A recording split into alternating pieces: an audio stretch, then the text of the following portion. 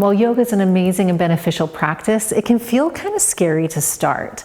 If you've never done yoga before and you want to start, this is the video you want to watch. I'm Brea Johnson of Heart Bones Yoga, and Heart Bones Yoga is your perfect place to start and discover yoga because we bring in an anatomy-informed approach, which means it's movements that are adaptable to you and your body. When you start practicing yoga, it's really important to find classes and teachers that support you and meet you as you are.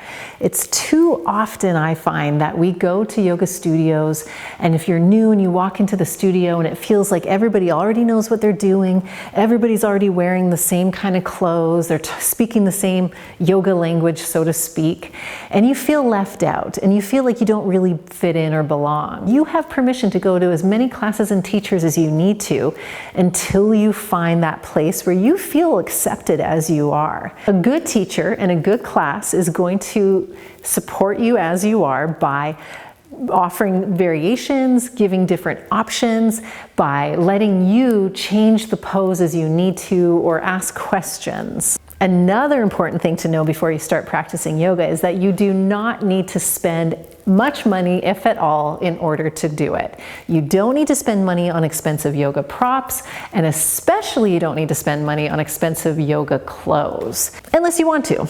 Go ahead and do that, absolutely, but you don't need to buy the fancy, expensive spandex yoga tights.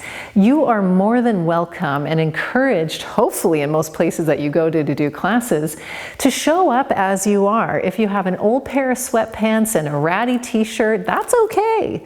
As long as you have clothes that you feel comfortable moving in. And if you find that you go to a studio or a class and you don't feel comfortable in the clothes that you're wearing and you feel like you should be wearing something different, then that's a little bit of a red flag, and I would lovingly recommend finding a studio and a space that doesn't care, that doesn't have that vibe that we all have to look alike, right? That's when you know you found a good yoga studio or teacher, when you can just show up in your baggy sweatpants and nobody cares.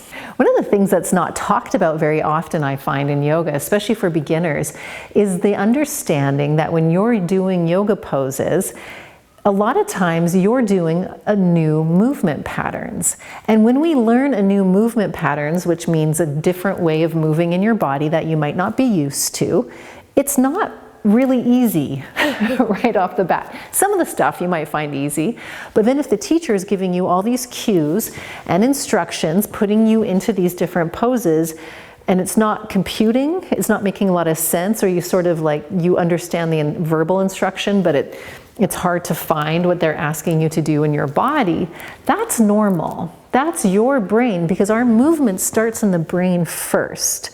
That's our brain, nervous system, everything has to talk to your body and tell your body what to do. And if you're not used to moving in certain ways, your motor programs, the part of your brain that's like organizing the movement for you, has to learn that program. I really recommend patience and kindness with yourself.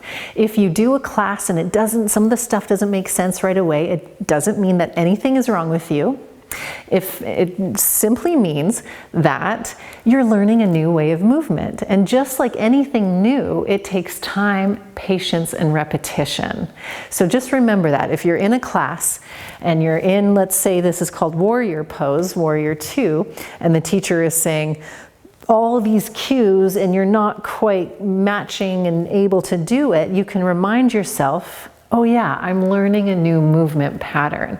So the movement pattern starts in your brain, and it might stay in your brain and not show up clearly in your body until many repetitions. So give yourself that patience to not look like the yoga Instagram people, because that's not the goal of yoga at all. To give yourself permission just to be as you are. I hope this short and sweet little reminder gets you started off on the right foot in practicing yoga, because the practice of yoga is this beautiful ancient wisdom tradition from India that we are practicing here and getting and able to receive the deeper benefits, which is feeling good in our body, feeling good in ourself, having more kindness and compassion in who we are. That's what the deeper practice of yoga gives us. And we can practice that through moving in these loving and kind ways. If you want more, subscribe, like, or go to heartbonesyoga.com, where it is the perfect place for beginners to explore this loving and kind and inclusive approach to yoga. Either way, enjoy your yoga journey.